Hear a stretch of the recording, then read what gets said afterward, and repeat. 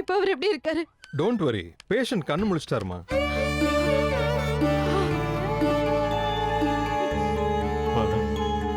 கடவுள் நம்மள கைவிடல. இப்போதைக்கு ஒன்றும் பயப்பட தேவையில்லை. ஹெவி ஷாக் அடிச்சதால ஆர்கன்ஸ்லாம் ரெஸ்பாண்ட் பண்ண கொஞ்சம் டைம் எடுக்கும். 2 to 3 days அப்சர்வேஷன்ல இருக்கட்டும். பேஷண்ட் டிஸ்டர்ப் பண்ணாம போய் பாருங்க. Thank you, doctor.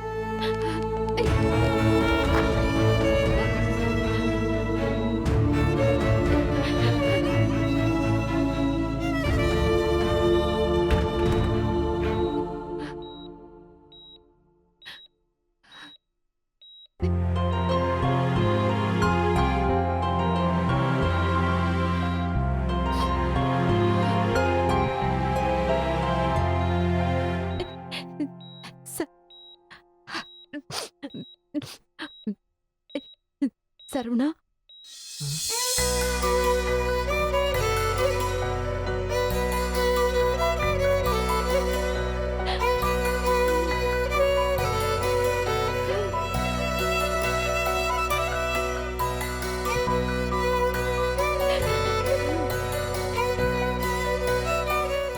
மீனாட்சி,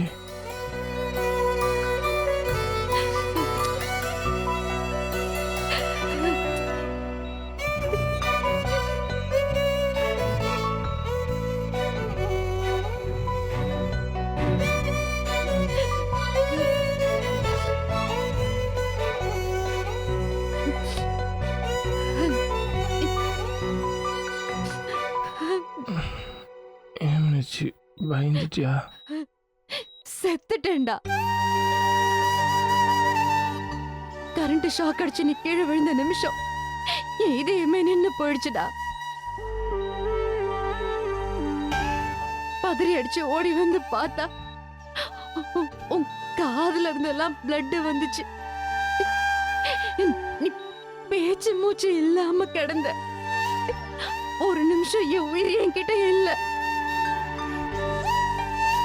உன்னை ஹாஸ்பிட்டல்ல கொண்டு வந்து சேர்க்கிற வரைக்கும் என்ன சுத்தி என்ன நடந்துச்சுன்னு எனக்கு தெரியல. மனசு முழுக்க நீதான் இருந்த.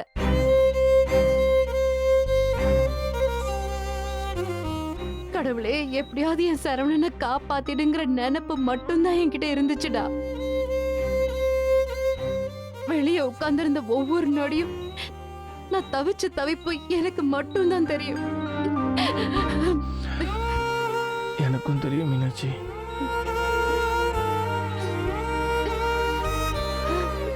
சாக்கடிச்சு கீழே விழுந்தப்போ மீனாட்சி எப்படி துடிச்சா, எப்படி ஆளுதான்னு எனக்கு தெரியும்.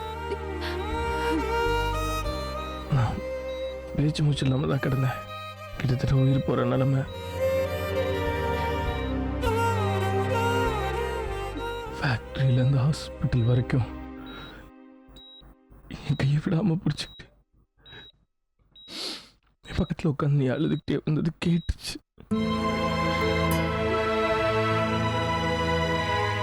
உன் கண்ணீரோட ஈரம் என் கையை நினைச்சது எனக்கு தெரிஞ்சது. என் இதயத்தை விட வேகமாகவும் இதயம் துடிச்ச சத்தம் எனக்கு கேட்டுச்சு.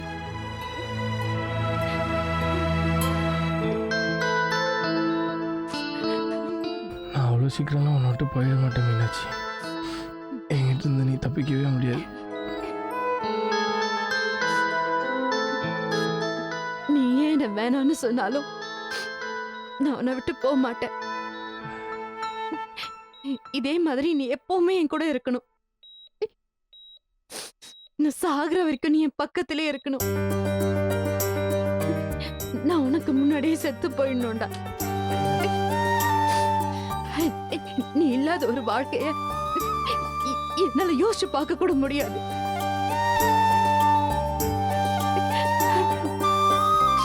I love you டா. I love you so much. நீ எனக்கு வேணும். என் ஆயுசுக்கும் வேணும்.